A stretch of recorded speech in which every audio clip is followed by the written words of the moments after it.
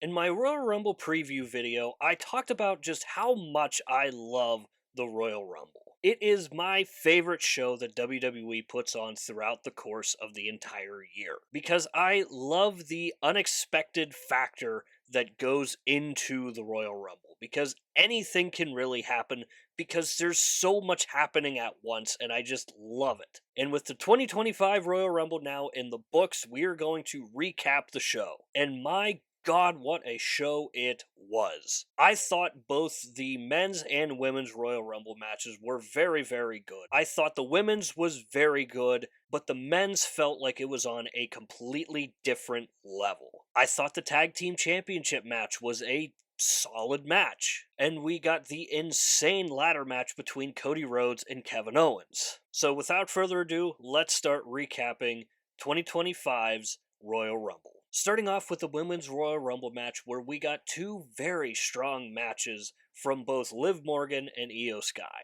Io Sky came in at number 1, Liv Morgan came in at number 2, and they lasted almost the entirety of that match. And I really thought that both of them had a very, very good Royal Rumble. As you know, if you watched my PLE preview video for this show, you will know that I did have Io Sky winning this year's Royal Rumble. And while that did not happen, I still do think that it was a very strong showing from Io Sky. And while we still may have to wait for that match to happen between Io and Rhea Ripley, I do think we got the seeds planted for a potential feud between Io Sky and Bayley. Another person that I thought had a very strong showing was Nia Jax. I've been talking about how important Nia Jax is to the Royal Rumble, and I think it was no different this year. Nia Jax is so important to the Women's Royal Rumble because when she gets eliminated, it is a big deal. And I love the way that WWE uses Nia Jax in the Royal Rumbles because they make her feel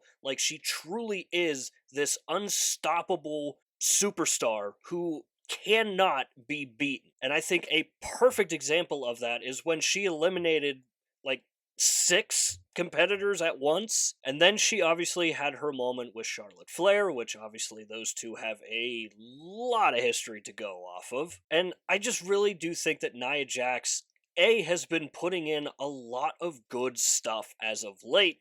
And I do really think that she had a very good Royal Rumble this year.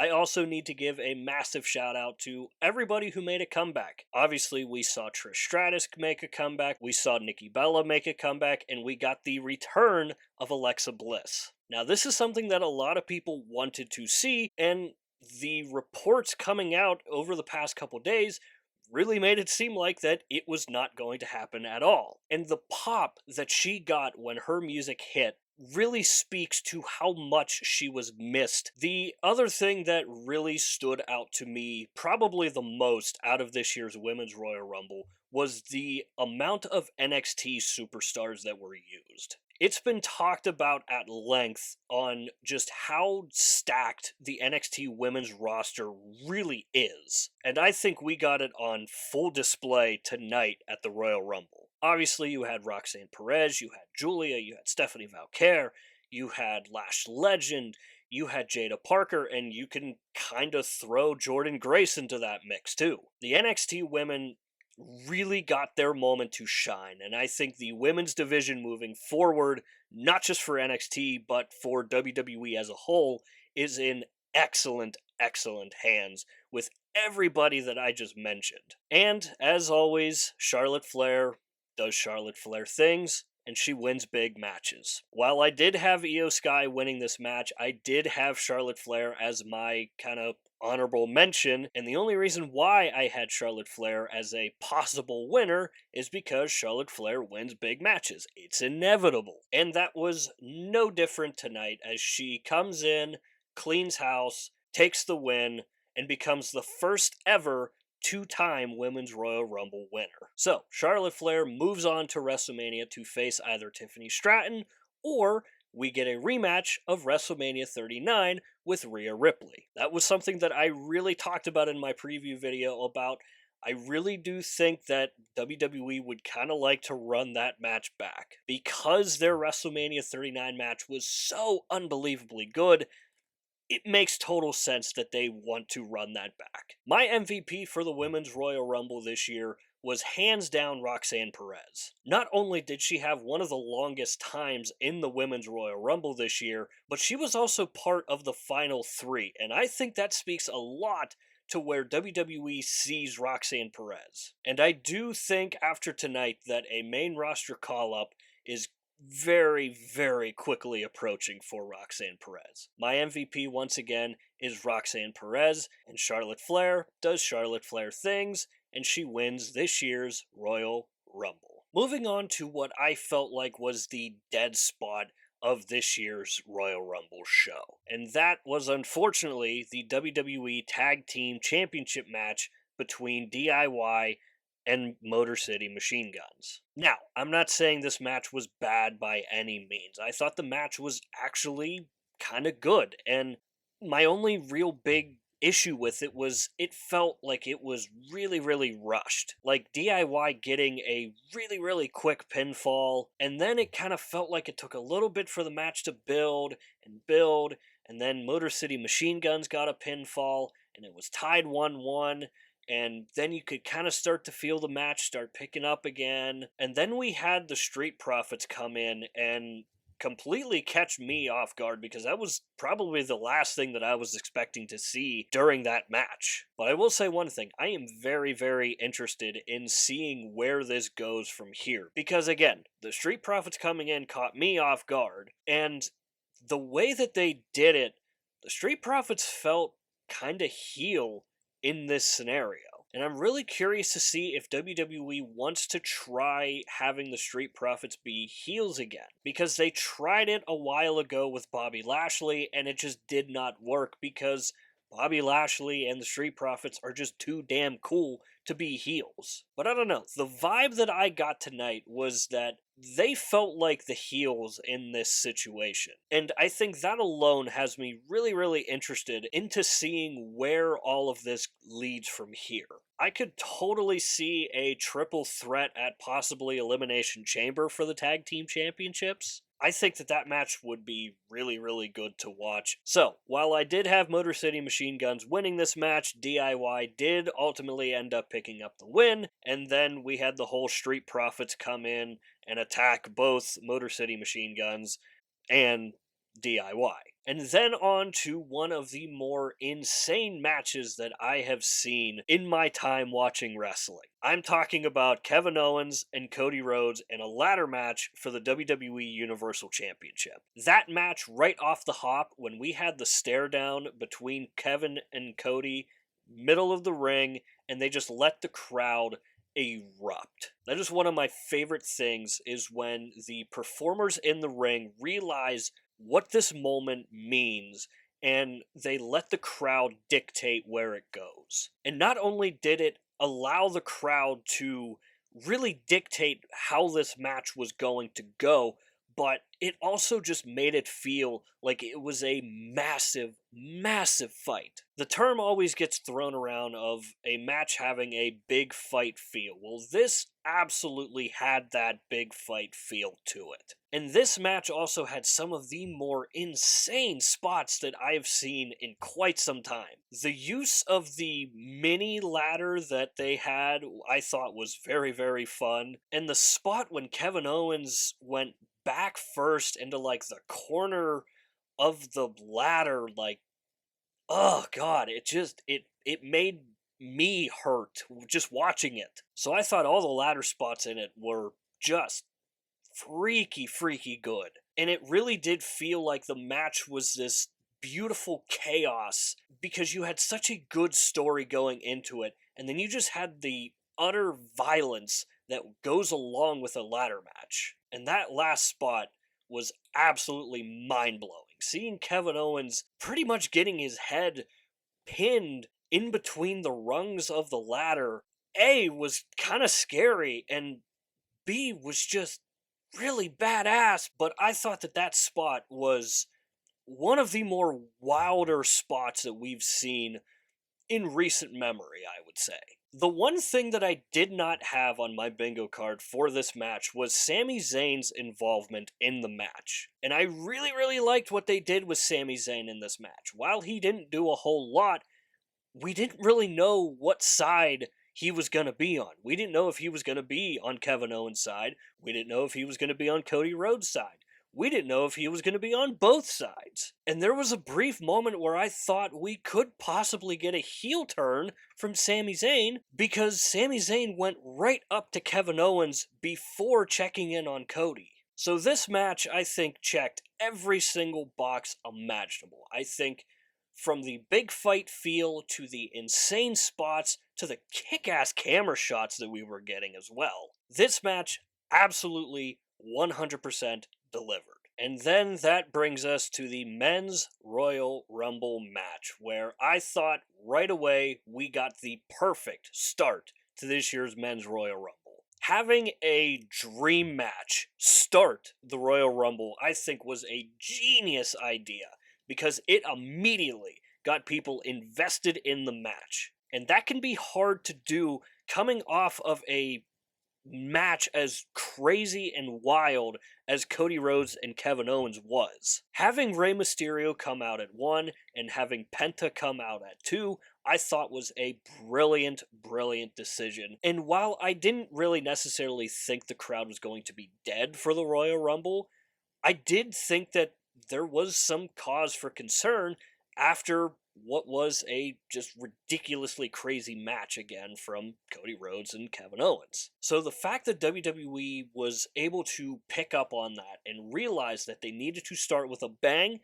and they gave us a friggin' dream match. And I thought Penta had a very, very strong showing. They made him look like $1,000,000 in this Royal Rumble. Someone that I gotta give a massive shout out to is Braun Breaker. The dude is just a freak. And while I wasn't necessarily super pumped on the Akira Tozawa moment and Aisho Speed coming in and entering the Rumble, him getting obliterated by a Braun Breaker spear was well worth the price of admission. Because Braun did not look like he let up on that at all. He looked like he went full force into Speed. We obviously got a monster pop for Joe Hendry. I think we all kind of knew that Joe Hendry was going to be in the match, but we really weren't quite sure what kind of reception he was going to get because it has kind of felt like that the Joe Hendry hype has kind of cooled off in a little bit.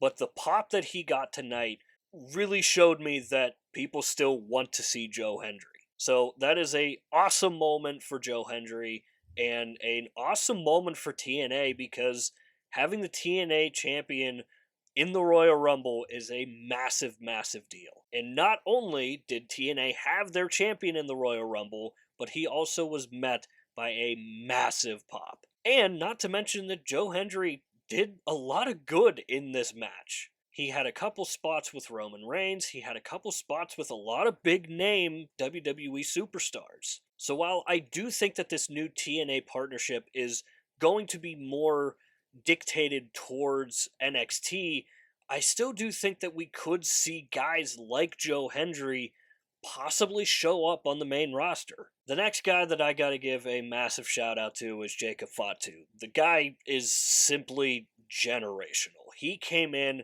and wrecked house. He was eliminating people left and right, and it didn't really matter who it was, and he also had some absolutely incredible spots. I don't think that it is out of the realm of possibility that at this time next year, we're talking about Jacob Fatu possibly being a Royal Rumble winner. That is how good I think Jacob Fatu is and going to be. And I think this was another statement into just how damn good he is going to be and how good he already is. And another thing that I noticed was there's been a lot of talk about him possibly going on his own and breaking away from the Bloodline 2.0. And something to kind of validate that is he was the only member of the Bloodline 2.0 to be in this year's Royal Rumble. There was no Tama Tonga, there obviously was no Tonga Loa, and there was no Solo Sikoa. So outside of the OG Bloodline, Jacob Fatu was the only member of the new bloodline that was in this year's Royal Rumble. So I do think that that's something to keep a close eye on, because it really is starting to feel like Jacob Fatu is going to break away from the bloodline and go on his own.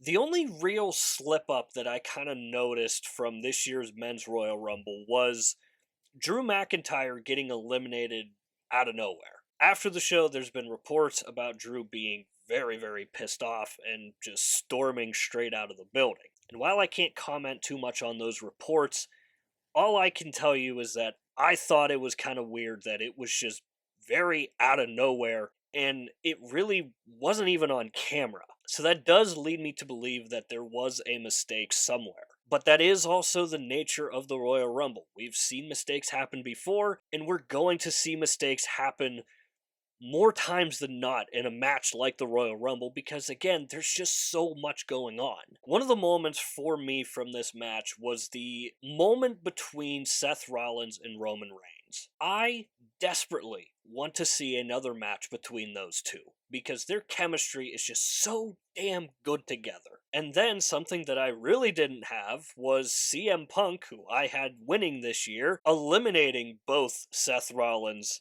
and Roman Reigns. And that immediately screamed triple threat at WrestleMania. And then we got the brawl between the three outside of the ring, and Seth Rollins delivering some nasty looking curb stomps. And then there was a moment where CM Punk walked over Roman Reigns, past Paul Heyman, and it looked like he said something to Paul Heyman, but obviously he had his back towards the camera, so really couldn't see or hear anything that he did say, if he did say anything at all. But let's not forget, CM Punk has that favor from Paul Heyman. So, I think that those three are heading for a triple threat match at WrestleMania. And that type of match works for WrestleMania because you don't need a title to be up for grabs for a match like that. And then WWE does what they always seem to do. They pull on the heartstrings. They know that we would love to see John Cena win the Royal Rumble. And then you have Jey Uso and John Cena, and WWE does what they always seem to do. They pull on everyone's heartstrings because they want John Cena to win. They want Jey Uso to win. And Jey Uso winning this year's Royal Rumble kind of comes to a bit of a surprise for me. And I think a surprise for a lot of other people. I'm not saying that it was the right decision or the wrong decision. All I'm going to say is Jey Uso needs to win the title at WrestleMania. It is sounding like it is going to be him and Gunther once again for the World Heavyweight Championship, and if that is the case, regardless of if it is Gunther or if it is Cody Rhodes, Jey Uso needs to win. Otherwise, this win is meaningless. And my MVP for this year's Men's Royal Rumble is Jacob Fatu. I talked about it already, but Jacob Fatu is just simply incredible to watch. He is on a different level, and I would absolutely kill to see a match between Braun Breaker and Jacob Fatu, and I do think that that is something that is on the table. So again, Jacob Fatu is my MVP. Jey Uso gets the win and will head to WrestleMania. So, this is where I want to hear from you guys. What did you think of this year's Royal Rumble? Did it live up to your expectations? Did it fall short of your expectations? What did you like about it? What did you hate about it? Me personally, I think that the Men's Royal Rumble match alone was one of the better Men's Royal Rumbles that we've had in recent memory. And I thought the ladder match between Kevin Owens and Cody Rhodes was simply incredible to watch. So I think this year's Royal Rumble really lived up to the expectations. And while we all kind of had a good feeling that it was going to live up to expectations, it's very easy to look at who is going to be in this year's Royal Rumble and kind of automatically assume that it's going to be a fantastic match. But for them to go out and put on a fantastic Royal Rumble match, I think really shows where WWE is right now. And the fact that they were able to have a men's Royal Rumble match with all of these massive names: Roman Reigns, John Cena, CM Punk, Seth Rollins, Drew McIntyre. Those 5 alone are incredible names to have in a match together. So again, let me know your thoughts about this year's Royal Rumble down below in the comments. And while you're down there, swing by the description and click the Linktree link. That link will take you to all of the social medias for this channel, and I do suggest going and checking out our X page. Besides YouTube, I am most active over on X. We do updates for Monday Night Raw, Friday Night SmackDown, and the PLEs. Now, I will say that this time of year, Fridays and Saturdays are super busy for me, so I may not always be available for Friday Night SmackDown, and I may miss some of the PLEs. Now, I was available this week to watch both Friday Night SmackDown and watch the Royal Rumble. And I'm very, very glad that I did not miss this year's Royal Rumble, because my god, was it such a damn good show. Above all else, I want the X page to be a place for wrestling fans to go and talk about wrestling, especially if you're like me and you don't have a lot of people to talk to about wrestling. Because let's face it, watching wrestling by yourself is fun, but it's even better when you have people to talk about wrestling with. So if you are like me and you're looking for a place to go and talk about pro wrestling, I do suggest going and checking out our X page. Swing by an upcoming episode of Monday Night Raw, join in on the conversation, and maybe it's for you at the end of the day. With all that said and done, that is going to do it for this video here. I hope you enjoyed the video. If you did enjoy it, hit the like button. If you really enjoyed it, hit the subscribe button, because both are free and both help out the channel a lot. And if you have made it to this point of the video, I want to thank you very much for taking the time out of your busy day to watch these videos here, because it really means a lot to me. As always, stay tuned for more content coming in the future. We'll see you next time.